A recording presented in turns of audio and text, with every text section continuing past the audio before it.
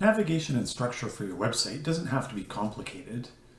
It's kind of funny, it's not a particularly sexy area to think about, but unfortunately, a lot of companies don't really fully plan out their site before they get going, so they keep adding one element after another element after another element and end up with something that's actually hard for visitors to find content on, and it also makes it hard for Google to find content on. So if you want to please your visitors and please Google, definitely worth taking just a few minutes to watch this short lesson.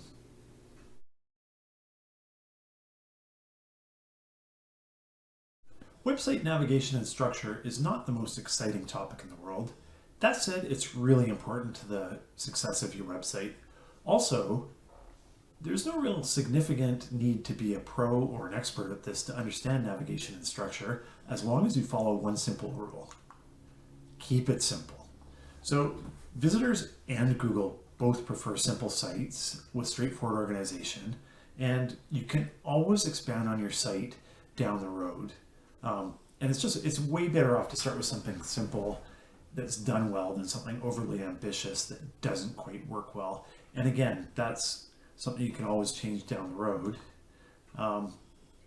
In terms of your visual navigation, that's kind of the most important thing. Your navigation structure across the top, which is in this example like Academy, Services, Professions, About, and Contact, the main navigation there.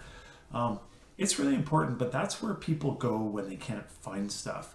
Ideally, as in this example, you'll have your top most important website areas and places that people would want to go. You'll have them readily visible on the page. So in this example, there's 5 areas in prioritized order that people might go to. And over time, you can adjust that. For instance, right now we have our services section as the most prominent thing that people would go to with our steady stream of new clients guaranteed leading to the services section. That said, maybe the Academy is the first place that most people go to. In that case, we'd probably swap those around and have the Academy as the bigger panel so that people can more quickly get to the Academy.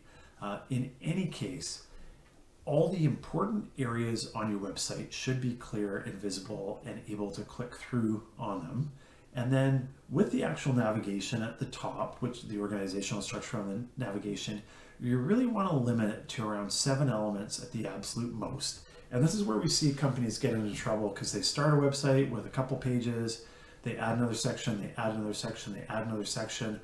All of a sudden they've got 10 different areas in the menu and it's wrapping around to 2 lines. That's no good. Basically, less is more.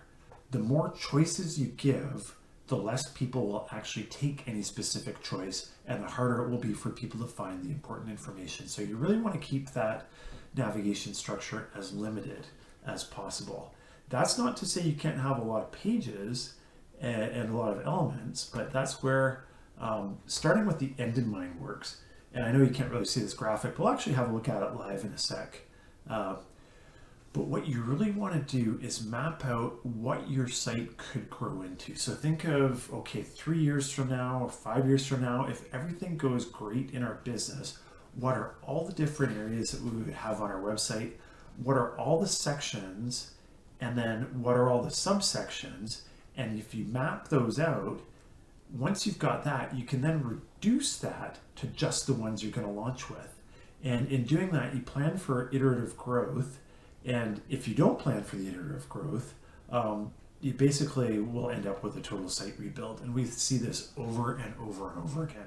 People that have had a site for maybe only a year and a half, but they've added 4 new sections, they've got a couple slightly different priorities, and they basically have to start from scratch.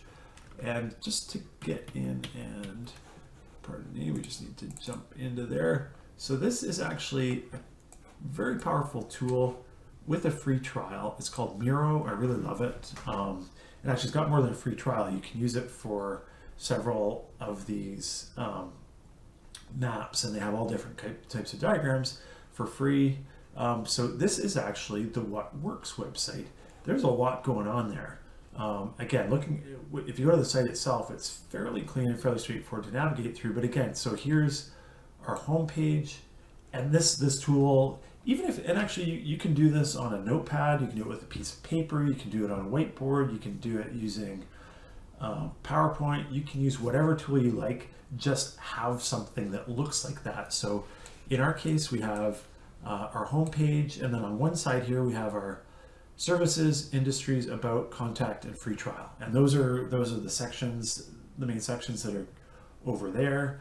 And then we plan, and then you can plan for the different subsections. So like under our about section, there's client stories, partners and vendors, and our blog. And then this area in a box, as you might tell by September, this is what we have planned for down the road. But that said, if we didn't plan this and just started adding stuff willy-nilly, you could end up with a real mess.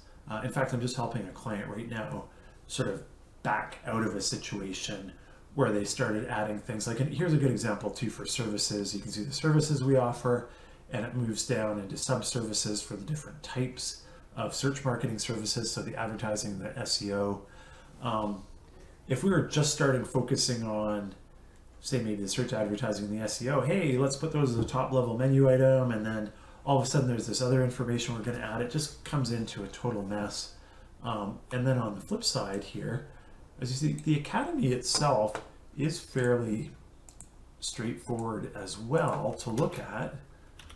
Let me just bring that up as well. So in that case, if we go to the Academy, you can see there's 4 main sections. We don't worry about getting into and then there's some resources and checklists, but we don't worry about getting into the details beyond the first level. Because a good example is SEO. If you go to the SEO section, you can see that then we go to the next levels from there. And that's, in doing that in that organized manner, that all kind of comes out of here. And again, this is our thing where I've planned out sort of all the work we're going to do for the next few months.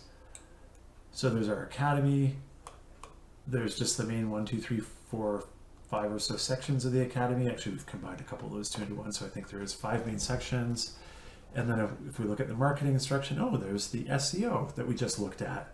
Oh, then there's the baseline SEO and the advanced SEO, which are the 2 areas that you drop down to once you get to the SEO page.